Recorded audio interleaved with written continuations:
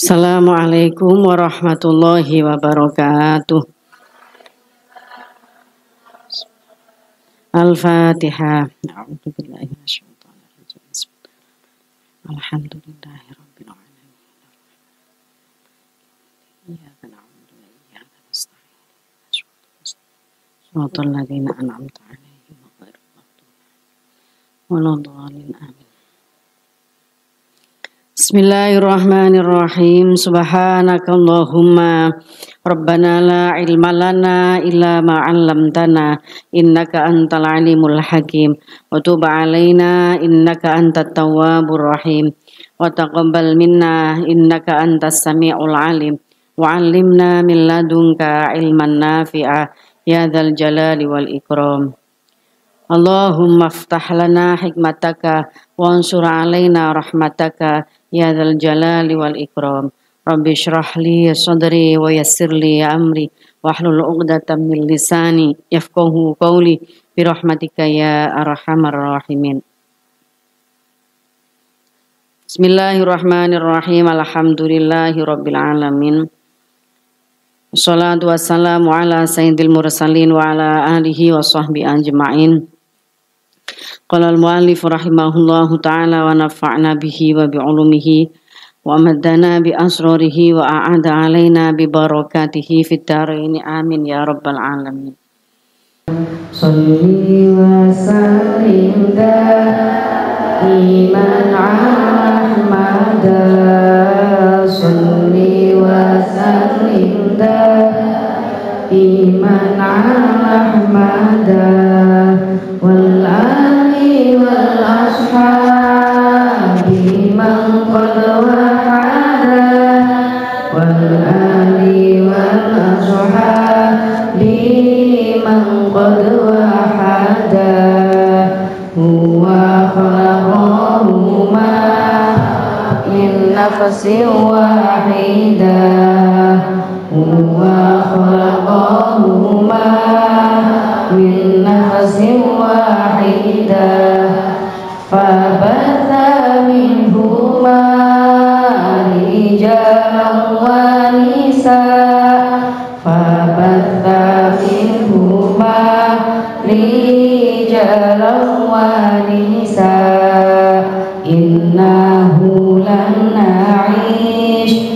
hayatan thayyibah innahu lan na'ish hayatan thayyibah illa bi juhdina rijalan wa nisaa illa bi juhdina rijalan wa nisaa innahu lan nashhad hayatan adilah innahu lan nashhad hayatan adilah illa bi'adlina rijalan wa nisaa illa bi'adlina rijalan wa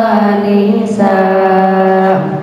Ada kehidupan yang harmonis, yang indah, yang baik tanpa kesungguhan laki-laki perempuan untuk membuat kehidupan, menciptakan kehidupan yang harmonis. Tidak ada juga kita bisa menyaksikan kehidupan yang adil tanpa keadilan laki dan perempuan, keadilan yang diciptakan oleh laki-laki dan perempuan. Mari kita melanjutkan mempelajari tentang hadis-hadis sahih penguatan hak-hak perempuan, dan kali ini yang akan kita baca adalah tentang hak biologis ya, hak pemenuhan kebutuhan seksual pada diri perempuan.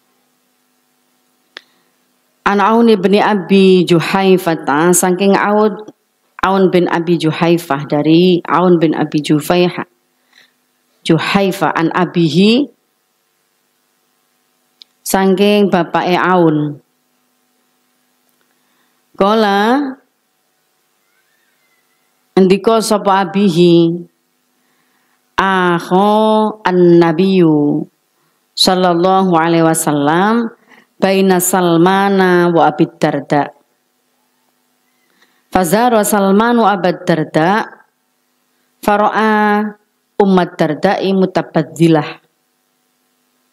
Faqala laha ma sya'nuki qalat akhuka Abu Darda laisa lahu hajatun fid dunya. Jadi Nabi itu menyambungkan persaudaraan antara Salman dan Abu Darda. Akho nyambungaken dulur sapa Nabi, akho nyambungaken dulur sapa Nabi baina Salmana ing dalem antarane Salman wa Abi Darda lan Abu Darda. Fazara mongko ngunjungi sapa Salman Abu Darda ing Abu Darda. Fara'a mongko ningali Salman Ummat Dardai ing Ummut Darda, istrinya Abu Darda iku Ummat Dardai Ummut Darda mutabaddilan halih wong kang ino penampilane. Olo penampilane. Faqala nuli takon sapa Salman laha marang Ummut Darda, "Maiku apa sya'nuki utawi tingkah sira wadon?" Di satu saat Salman ini mengunjungi saudaranya, saudara yang dipertemukan oleh Nabi, yang disambungkan oleh Rasulullah Sallallahu Alaihi Wasallam. Salman mengunjungi Abu Darda, terus di situ dia bertemu dengan istrinya Abu Darda. Penampilannya itu lusuh, jelek itu penampilannya itu, orangnya itu tidak menarik itu, ya lusuh itu ya. Lalu dia tanya kepada istrinya, ada apa ini? Mengapa kamu seperti ini? Terus istrinya menjawab, qolat, istrinya Abu Darda, qolat ngendika matur sapa Abu Darda, aku kang utawi dulur sira Abu Darda iku Abu Darda laisa ora ono lahu kedue akhuka apa hajatun butuh fit dunya ing dalam dunia. Istrinya mengatakan, saudaramu Abu Darda iku gak peduli terhadap kehidupan dunia, tidak punya butuh terhadap diriku, gak butuh sama aku, gampangane ngono. Faja'a mongko teko sapa Abu Darda, fasona alan agawe sapa Abu Darda lahu marang Salman to aman ing pakanan. Faqala mongko nuli ngucap sapa Abu Darda, kul mangano sira Salman, fa ini mongko sak temene ingsun iku imun wong kang poso. Kala ngendika sapa Salman, ma'ana ora ana utawi ingsun iku biakilin kelawan wong kang mangan hatta tak kula sing mangan sapa sira. Fa kala mongko limam sapa Salman, falamma kana mongko tatkalane ana apa lailu wengi dhahaba mongko budalan sapa Abu Darda yakumu hali salat sapa Abu Darda. Faqala nuli ngucap sapa Salman, nam turu sira. Fanama mangko turu sapa Abu Darda. Kemadhaban nuli tangi maneh budal sapa Abu Darda yakumu halih salat sapa Abu Darda. Faqala nuli ngendika sapa Salman, nam turu sapa sira.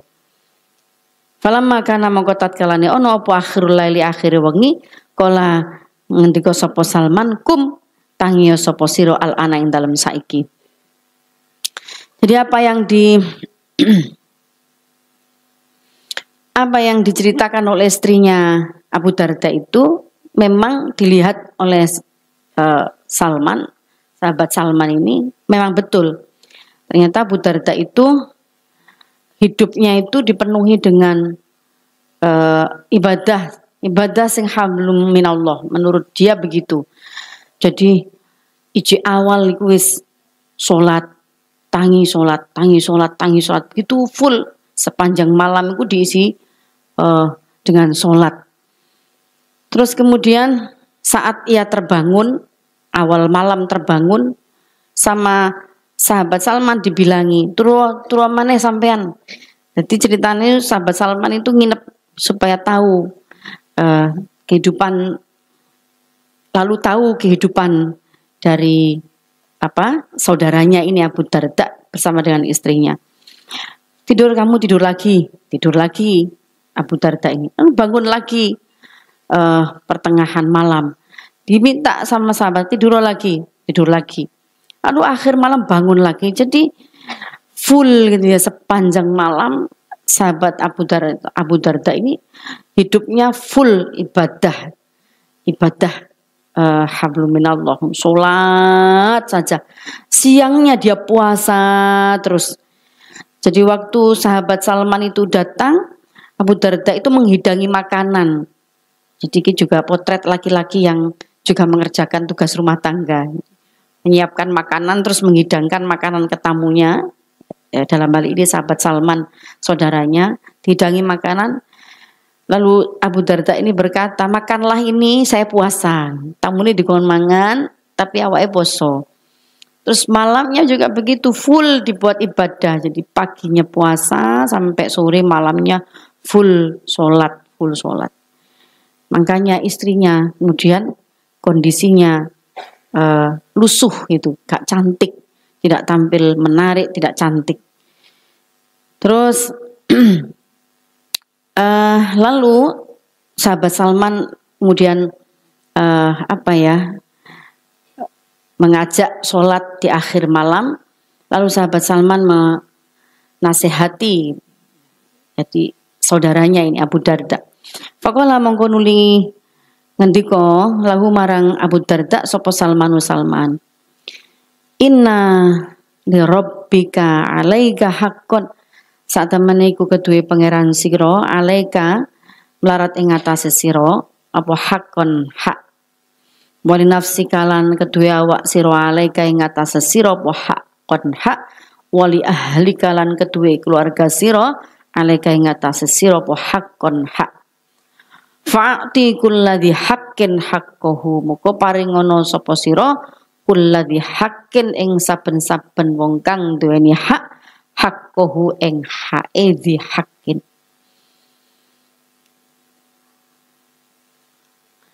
Fada nuli teko sapa sowan sapa Abu Darda an-Nabiy sallallahu alaihi wasallam.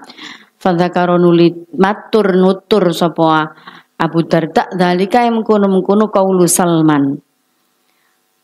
Faqala mengkono ngendika sapa Nabi sallallahu alaihi wasallam, sodako bener sapa Salman. Rawang riwayatake hadis sapa Al-Bukhari, Imam Bukhari. Di akhir malam kemudian baru Salman ini mengajak saudaranya untuk bangun malam sholat bersama-sama. Lalu setelah sholat bersama-sama ini sahabat Salman mengatakan, inna li rabbika alaika haqqun, Tuhanmu itu memiliki hak atas dirimu. Wal nafsika alaika haqqun, dirimu juga punya hak atas dirimu sendiri. Wali ahlika alaika haqqun, dan keluargamu juga memiliki hak atas dirimu. Fa'ati kulladzi haqqin haqqahu, maka penuhilah gitu ya. Penuhilah hak masing-masing. Tuhanmu punya hak atas dirimu, punya hak untuk kau sembah, punya hak untuk kau taati, punya hak untuk kau mintai doa. Itu harus kamu penuhi. Tapi juga hak atas dirimu. Kamu juga punya hak atas dirimu sendiri. Poso terus itu. Tubuh juga punya hak untuk makan sesuai dengan kebutuhan gizinya, kebutuhan tubuhnya. Kemudian keluargamu Lebih khusus lagi istrimu juga punya hak atas dirimu.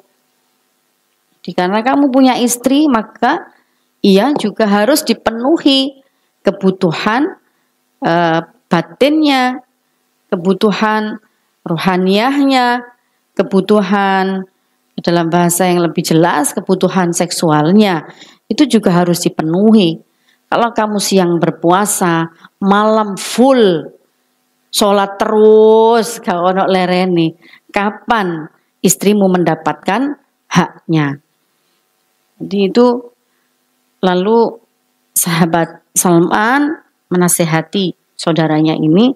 Kemudian Abu Darda lalu sowan kepada Rasulullah, menceritakan peristiwa iki. Kalau dinasehati Salman ngeten-ngeten, pripun ya Nabi? Dawuh Nabi, faqalan Nabi sodako Salman. Jadi Nabi membenarkan tindakan atau apa yang dikatakan oleh sahabat Salman. Jadi semua itu harus sesuai porsi masing-masing. Waktunya ibadah kepada Allah, ya ibadah pada Allah.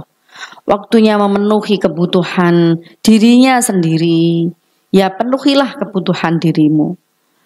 Waktunya memenuhi kebutuhan keluargamu, ya penuhilah kebutuhan keluargamu. Itu semua bagian dari ibadah.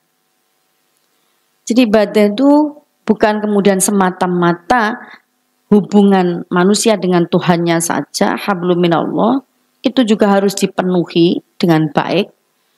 Tapi juga ibadah sesama dengan sesama manusia, terutama bila seseorang itu sudah menikah, sudah terikat dalam satu ikatan pernikahan, maka ada hak suami di situ, ada hak istri di situ. Dalam kisah Abu Darda ini ada hak istri di situ, di mana kalau kemudian suaminya terus-menerus sibuk dengan urusan pribadinya, maka ada hak istri yang diabaikan. Dan itu bisa menjadikan problem di dalam rumah tangga bila pemenuhan hak-hak itu tidak secara seimbang, tidak berimbang, tidak adil, tidak mempertimbangkan kebutuhan orang lain, dalam hal ini istri, di dalam keluarganya. Jadi selama ini mungkin di masyarakat kita itu masih banyak yang berpikiran bahwa pemenuhan kebutuhan seksual itu hanya oleh laki-laki, yang itu menjadi kewajiban seorang istri.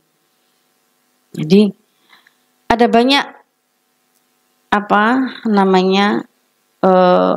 rumor atau pembicaraan yang berkembang di masyarakat dengan budaya patriarkis ini, bahwa perempuan itu memiliki kewajiban memenuhi kebutuhan seksual laki-laki.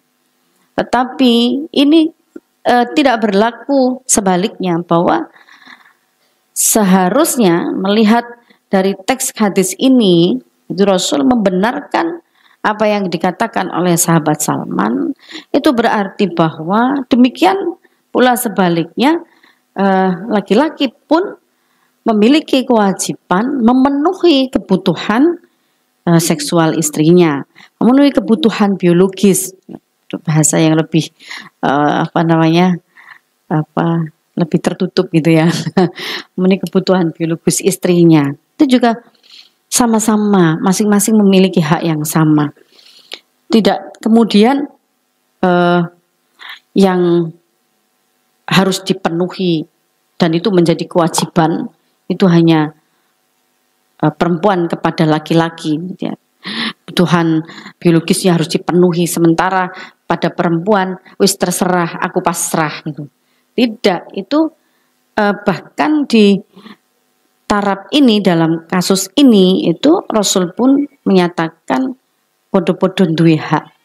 Jadi istrimu yo duwe hak kanggo dipenuhi kebutuhan biologisnya.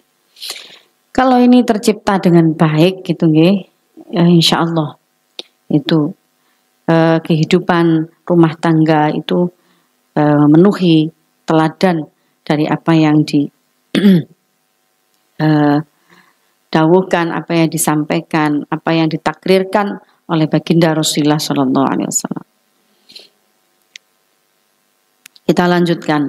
Nanti di hadis yang lain akan ada juga keterangan tentang kasusnya itu pada laki-laki yang juga harus dipenuhi haknya, hak biologisnya oleh perempuan, oleh istrinya.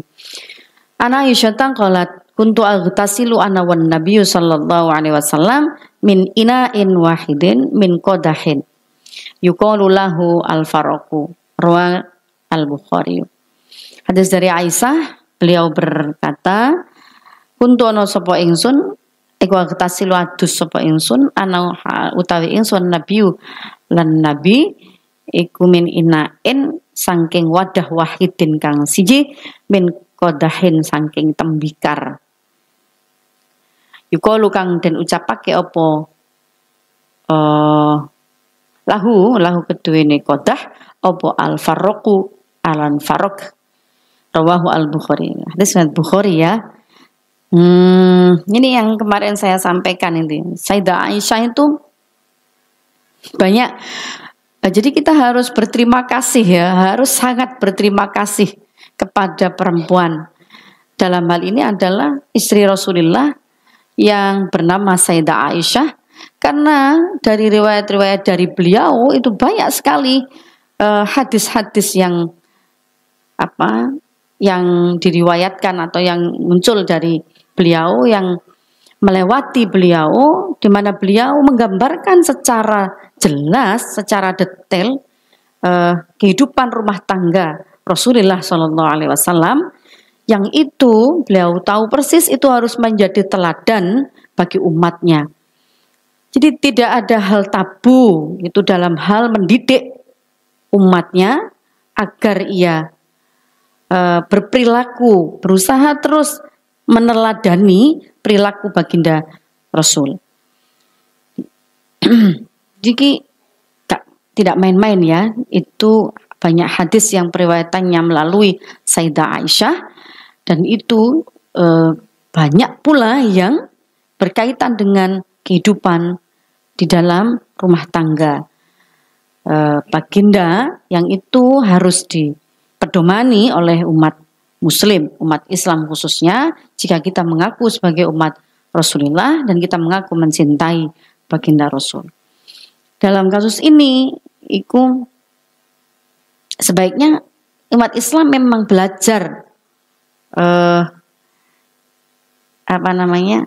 ilmu-ilmu tentang kerumah tanggaan, atau lebih luas lagi tentang seksologi ya, ilmu tentang itu mestinya kita belajar dari kitab gitu. Jadi gak kemudian ngawur buka Google cari yang itu, malah kemudian memacu hasrat penyimpangan seksual. Karena kalau di media massa itu mesti gak ada aturannya. Jadi bagaimana orang itu melampiaskan kebutuhan biologisnya dan seterusnya, itu kalau kita membuka informasi dari media massa itu gak karu-karuan, malah rusak gitu ya. Moralitas bisa rusak gara-gara mempelajari sesuatu dari media sosial yang tidak ada aturan mainnya, sing kacau itu. Maka memang sebaiknya kita, anak-anak kita itu belajar ilmu-ilmu seperti ini langsung gitu ya, dari sumbernya. Dalam hal ini kita bisa belajar langsung dari ilmu kitab kuning, Kutubut Turoth, kemudian kita juga bisa belajar dari hadis-hadis seperti ini gitu, supaya tidak menyimpang perilaku seksual seseorang, karena ada tuntunan yang itu manusiawi gitu ya. Tidak kemudian berperilaku melampiaskan syahwatnya, nafsunya seperti hewan. Bagaimana Sayyidah Aisyah menggambarkan keindahan kebersamaan, atau bagaimana kehidupan beliau itu tercipta momen-momen kebersamaan yang indah itu saat berdua bersama dengan suaminya. Itu menggambarkan gak popo laki perempuan tidak apa-apa mandi dalam satu ruangan, dalam satu kamar mandi. Malah Sayyidah Aisyah menceritakan ana wan nabiyyu min ina'in wahidin. Ada dalam satu tempat, satu wadah, satu bejana. Poyo, yes, semacam itu. Kalau sekarang bathtub gitu barangkali bathtub. Barangkali seperti itu. Dari bejana yang terbuat dari tembikar yang saat itu disebut sebagai farok. Gak popo. Itu artinya bahwa momen kebersamaan itu patut terus-menerus diciptakan oleh pasangan suami istri.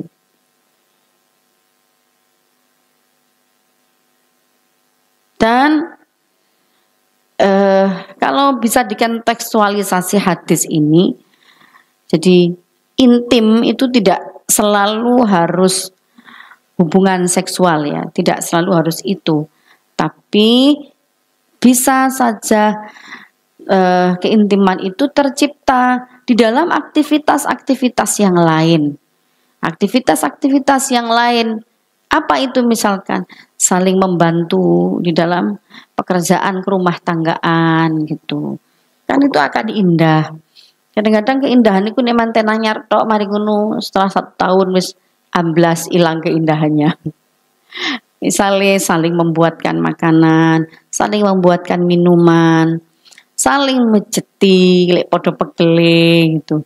Saling membantu meringankan tugas masing-masing, membersihkan kamarnya, membersihkan lingkungannya, membantu mencuci piring, saling bergantian.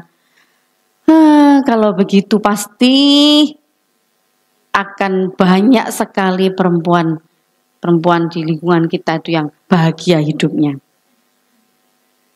Karena apa? Karena suaminya ngerti, dia. Habis ini nanti para suami, para calon suami suruh ngaji ini dulu. Di antara maharnya gitu, ngaji dulu syarat pranikahnya. Nikah ya boleh, tapi jenengan ngaji dulu ya. Ngaji Sitina Al-Adliyah atau yang kitabnya Abah itu malam itu apa? Nabiur Raufir Rahim. Ngaji ini kurian nggih. Misalnya biar tahu bagaimana Rasulullah itu terus menerus gitu ya memperhatikan bukan hanya kehidupan beliau sendiri, memberikan teladan dalam lingkungan rumah tangganya, tapi juga memberikan statement-statement yang menyejukkan, takrir gitu, pengesahan atas tindakan para sahabat misalnya dalam kaitannya dengan ketentraman, membangun kedamaian, ketentraman, kebahagiaan, kesalingan di antara kedua belah pihak. Itu yang terus-menerus diajarkan baginda Rasulullah SAW. Jadi kalau kita perempuan sudah paham ini, kita juga berupaya untuk terus menciptakan itu di momen-momen kebahagiaan, menciptakan kebahagiaan itu pada diri kita sendiri, karena diri kita punya hak sama dengan orang lain punya hak terhadap diri kita, dan kemudian kita juga bisa menularkan virus-virus baik ini gitu ya. Ini kan bukan hadis-hadis perlawanan. Sejak awal saya kan tidak mengajarkan kalian untuk melakukan perlawanan, sepanjang itu bisa didialogkan dengan baik, itu bisa diciptakan suasana keadilan, keseimbangan, kedamaian, ketentraman, rahmat bagi semuanya. Itu sama-sama memiliki komitmen untuk menciptakan itu. Tidak perlu ada perlawanan di antara kedua belah pihak, tidak perlu ada kekerasan, Tidak perlu ada kekecewaan yang berlebihan. Gitu ya. Sehingga ini penting untuk dari kemarin juga dialog itu penting. Bersama-sama menciptakan rasa nyaman di antara kedua belah pihak itu penting.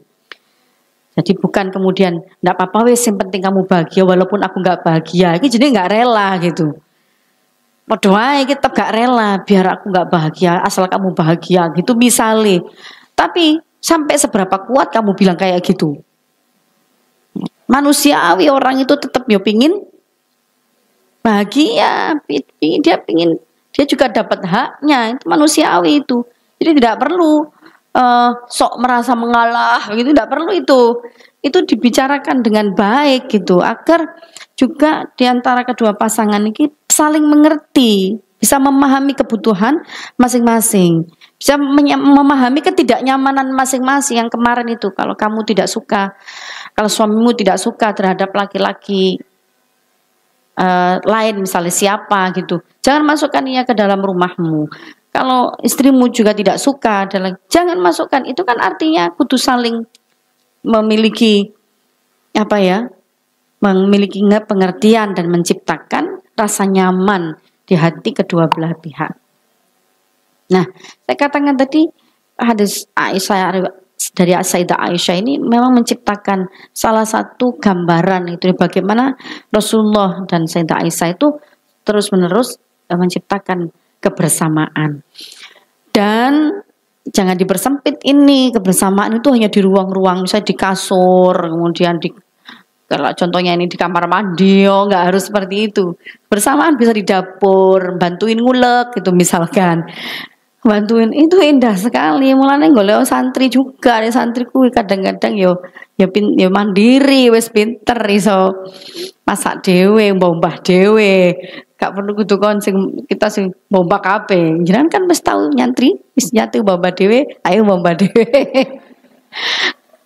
Atau ini dong, tolong dong. Misalnya yang perempuan sedang melahirkan itu dia berarti kan masih sedang dalam tugas-tugas reproduksi. Nah, dia habis melahirkan itu kan masih banyak beban, harus merawat bayi, dia kan akeh tugas gitu loh. Maka sangat mulia bila suami juga membantu pekerjaan-pekerjaan istri. Nanti ada di sini terangkan bagaimana Rasulullah itu juga membantu pekerjaan istri-istrinya di rumahnya. Beliau ditanya, bagaimana Rasul kalau di rumah? Beliau juga bantu pekerjaan kami di rumah, masak ya dibantu masak, nyuci dibantu nyuci, begitu mungkin gambarannya. Jadi Rasul pun tidak pernah segan melakukan tugas-tugas domestik, ini peran-peran domestik, peran-peran di dalam rumah tangga itu juga dilakukan oleh Rasulullah Sallallahu Alaihi Wasallam. Al-Fatihah.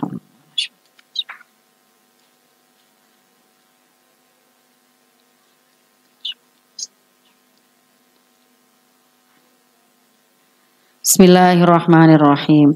Allahumma sholli ala Sayyidina Muhammad wa ala ali Sayyidina Muhammad. Allahumma inni astaudi'uka ma'allamtanihi faradudtu ilayya inda hajati ilayhi wa la tunsini ya rabbal alamin.